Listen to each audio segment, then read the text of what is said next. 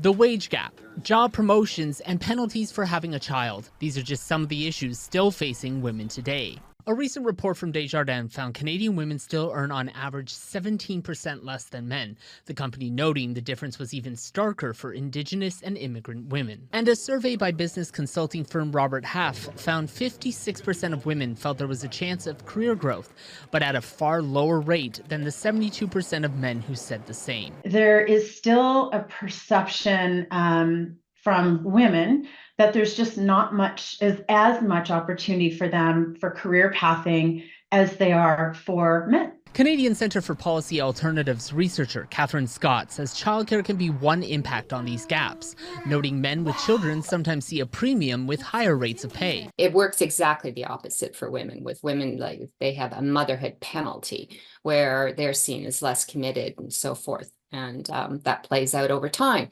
So, they start off fairly equal and then the divide starts happening. As Canadians take stock of what progress has been made on gender gaps for International Women's Day Friday, Desjardins economist Carrie Norman says it's not just workplace equity that benefits from addressing the gaps.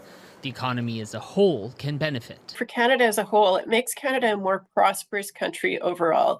It would increase productivity, it would increase GDP growth, and it would increase Canadians' standard of living overall. She adds bringing that diversity into management can lead to better problem solving and newer opportunities and profitability. Robert Half's Kula Vasilopoulos says pay equity can also help. So they've got greater incomes, which means they're likely contributing more in the economy, contributing in their communities.